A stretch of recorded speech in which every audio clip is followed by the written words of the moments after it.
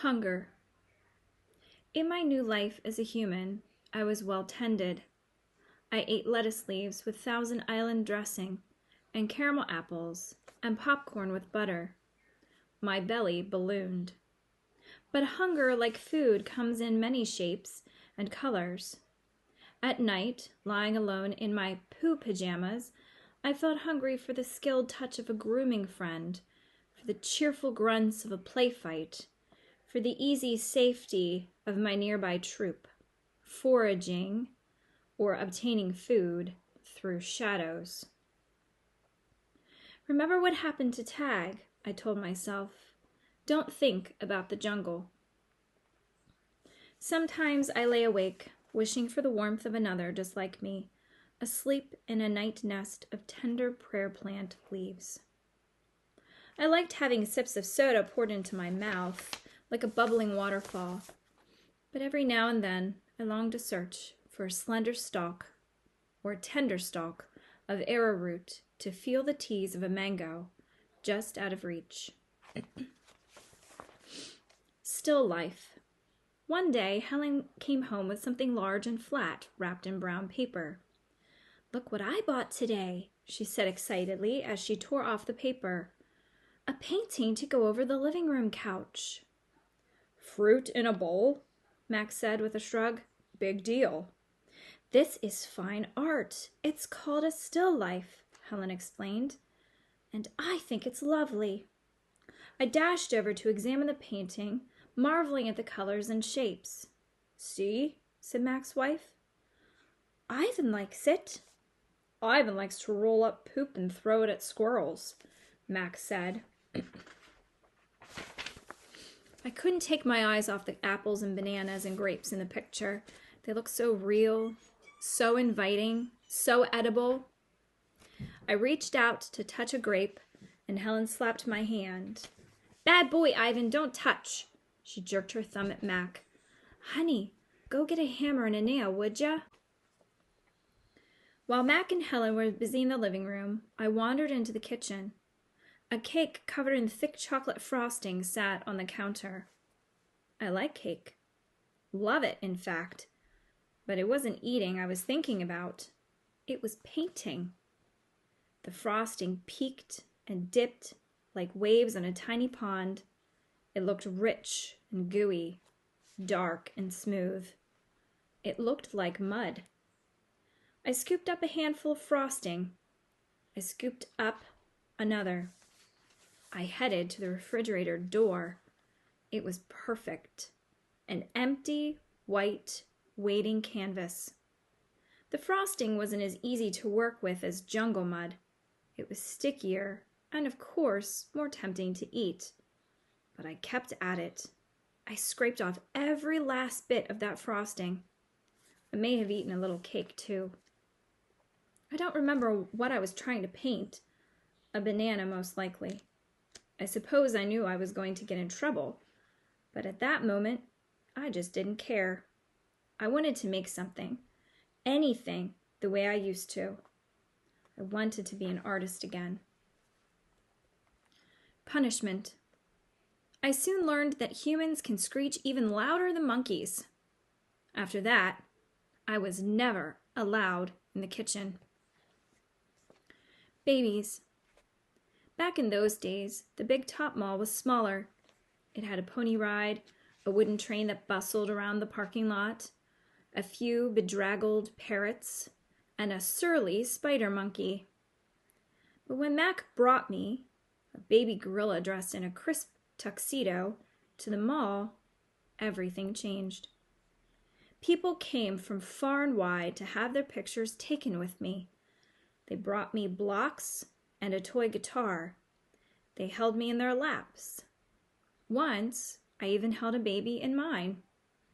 She was small and slippery. Bubbles flowed from her lips. She squeezed my fingers. Her rear was puffy with padding.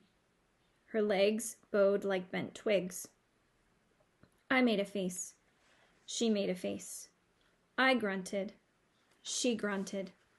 I was so afraid she would fall that I squeezed her tightly, and her mother yanked her away. I wonder if my mother ever worried about dropping us. We always held on, but that's easier to do when your mother is furry. Human babies are an ugly lot, but their eyes are like our babies' eyes. Too big for their faces and for the world. Beds.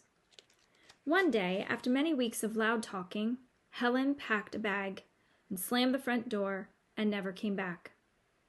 I don't know why. I never know the why of humans. That night, I slept with Mac in his bed. The old nests were woven of leaves and sticks and shaped like his bathtub, cool green cocoons. Mac's bed, like mine, was flat, hot, without sticks or stars. Still, he made a sleeping sound like the rumble my father used to make when all was well, a sound from deep inside his belly. My place. Mac grew sullen, which means quiet and sad. I grew bigger. I became what I was meant to be. Too large for chairs, too strong for hugs, too big for human life. I tried to stay calm, to move with dignity. I did my best to eat daintily. But human ways are hard to learn, especially when you're not a human. When I saw my new domain, I was thrilled. And who wouldn't have been? It had no furniture to break, no glasses to smash, no toilets to drop Mac's keys into. It even had a tire swing. I was relieved to have my own place. Somehow, I didn't realize I'd be here quite so long. Now I drink Pepsi, eat old apples, watch reruns on TV. But many days I forget what I'm supposed to be. Am I a human? Am I a gorilla? Humans have so many words, more than they truly need. Still, they have no name for what I am. 9,876 days. Ruby is finally asleep. I watch her chest rise and fall. Bob, too, is snoring. My mind is still racing. For perhaps the first time ever, I've been remembering. It's an odd story to remember, I have to admit. My story has a strange shape, a stunted beginning, and endless middle. I count all the days I've lived with humans. Gorillas count as well as anyone, although it's not a particularly useful skill to have in the wild. I've forgotten so many things, yet I always know precisely how many days I've been in my domain. I take one of the magic markers Julia gave me. I make an X, a small one, on my painted jungle wall. I make more X's and more. I make an X for every day of my life with humans. My marks look like this. The rest of the night, I mark the days, and when I am done, my wall looks like this.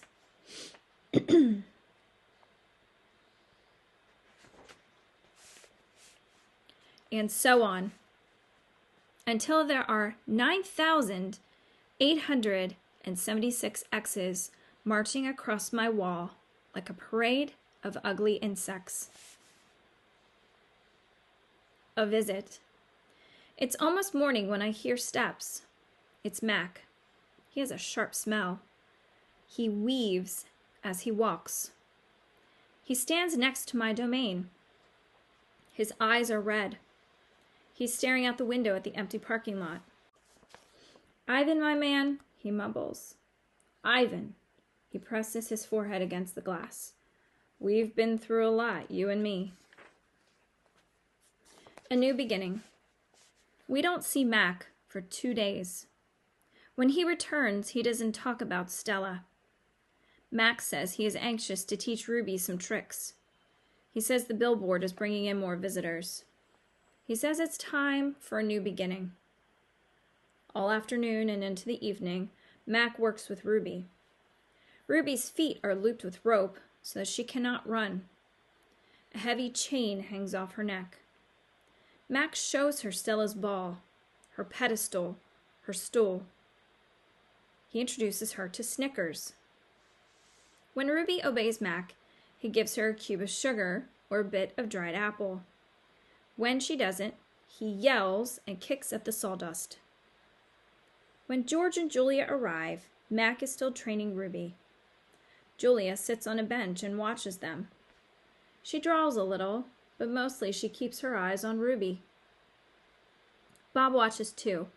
He's hiding the corner of my domain under knot tag. It's raining outside, and Bob does not like damp feet. Ruby trudges behind Mac, her head drooping. Endlessly they circle the ring. Sometimes Mac slaps her flank or her side with his hand. Suddenly, Ruby jerks to a stop. Mac pulls the chain hard, but Ruby refuses to move. Come on, Ruby. Mac is almost pleading. What is your problem? She's exhausted, I say to myself. That's the problem. Mac groans. Idiot elephant. Idiot human, Bob mutters. Walk, Ruby, I say, although I know she's too far away to hear me. Do what he says. Walk, Mac commands. Now. Ruby doesn't walk. She plops her rump on the sawdust floor. I think maybe she's tired, Julia says. Mac wipes his forehead with the back of his arm. Yeah, I know. We're all tired. He pushes Ruby with the heel of his boot. She ignores him. George looks over from the food court where he is wiping off tables.